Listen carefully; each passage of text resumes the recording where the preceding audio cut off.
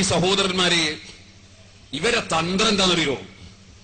എല്ലാ സ്ഥലത്തും കളവ്, എല്ലാ സ്ഥലത്തും കുതന്ത്രം. കുതന്ത്രത്തിന്റെ ഒരു മോഡലാണ് ഞാൻ സാധാരണക്കാർക്ക് വേണ്ടി കാണിക്കുന്നത്.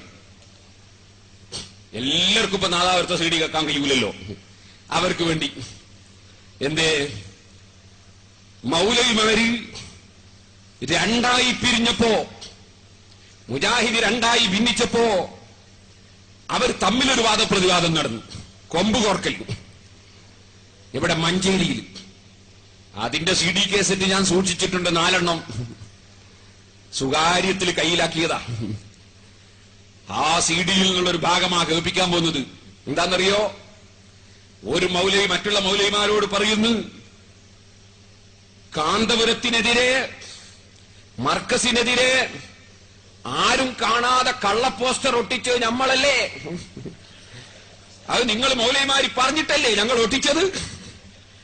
എന്നിട്ട് രാത്രി ഒട്ടിച്ചിട്ട് പകലും ഉറക്കു വഹിച്ചിട്ട് രാവിലെ ഇങ്ങനെ നിന്നിട്ട് ഇതാരാ ഒട്ടിച്ചത് എന്ന് മറ്റുള്ളവരെ മുന്നിൽ പറയണോന്ന് നിങ്ങളല്ലേ നമ്മളോട് പറഞ്ഞത്? നമ്മളെ കൊണ്ട് അങ്ങനെ ഞങ്ങൾ പറയിച്ചില്ലേ?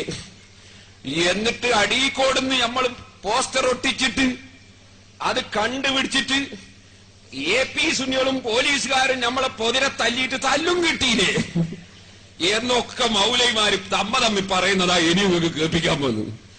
കുതന്ത്രങ്ങളല്ലാതെ ഒരു പരിപാടി മൗലവിമാർക്കില്ല. അത് വെക്കട്ടെ.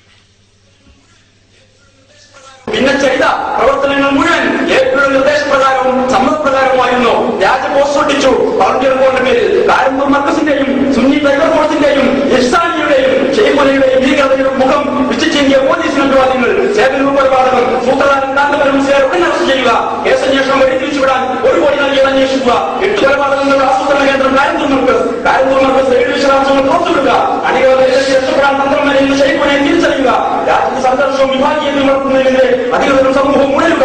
പൗരാവകാശ വേദി കോഴിക്കോട് ഈ പോസ്റ്റർ നാട്ടിലെ ഒട്ടിച്ചു. രാത്രി 2 മണിക്കും 3 മണിക്കും ഇടയ്ക്ക് ഒട്ടിക്കണമെന്നായിരുന്നു ഞങ്ങൾക്ക് കിട്ടിയ നിർദ്ദേശം.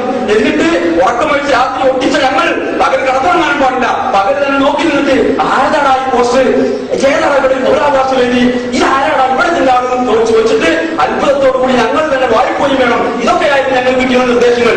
ഈ ക്യാമ്പസിൽ വന്ന് ഈ പോസ്റ്റർ കണ്ടതിന്റെ പിറ്റേ ദിവസം ഏതാനും മുസ്ലിംകളുടെ കൂട്ടത്തിലുള്ള തീവ്രവാദ പ്രസ്ഥാനത്തിലെ ഏതാനും പ്രവർത്തകർ ഈ ക്യാമ്പസിൽ വരികയും ഇവിടെയാണ് എന്ന് 2 വ്യക്തികളെ IS വളണ്ടിയർ ബോർഡ് 2 നേതാക്കൾ അന്വേഷിക്കുകയും ചെയ്തു. അവരെ മുകളിൽ നിന്ന് വിളിച്ചുകൊണ്ടുവന്നു. ആരാണ് ഈ പോസ്റ്റർ ചുറ്റെന്ന് ചോദിച്ചു. ഞങ്ങളല്ല എന്നാണ് പറഞ്ഞത്. അവർ ഇവിടെയുള്ള പോസ്റ്ററുകൾ കണ്ടത് മുഴുവൻ ചെയ്തിട്ടാണ് പോയത്. അതുപോലെ തന്നെ ധർണ സംഘടിപ്പിച്ചു.